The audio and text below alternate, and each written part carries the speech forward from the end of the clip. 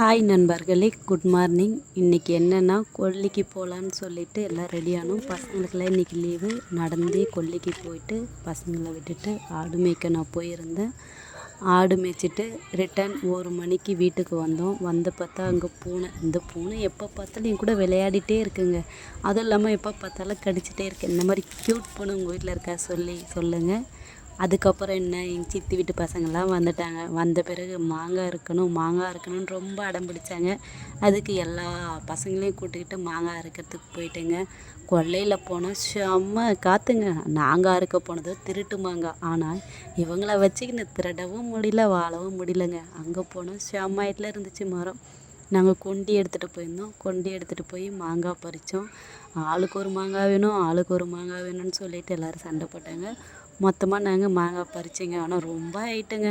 ஒரு பக்கம் செம்ம காற்று. மரத்தில் காயவே பிடுங்கவே முடியல. ஒரு வழியாக காயெல்லாம் பறிச்சிட்டு திருப்பி ரிட்டன் வீட்டுக்கு வரலான்னு சொல்லிட்டு முடிவு பண்ணுங்க. அங்கே என்னடானா எனக்கு ஒரு காய் வேணும், எனக்கு ஒரு காய் வேணும்னு சொல்லிட்டு ஆளுக்கு 2 காய் எடுத்துக்கிட்டாங்க. அதுக்கு மேலே என் பையனை பாருங்கள், மாங்காய் மேலே ரொம்ப ஆர்வமாக்குறான்.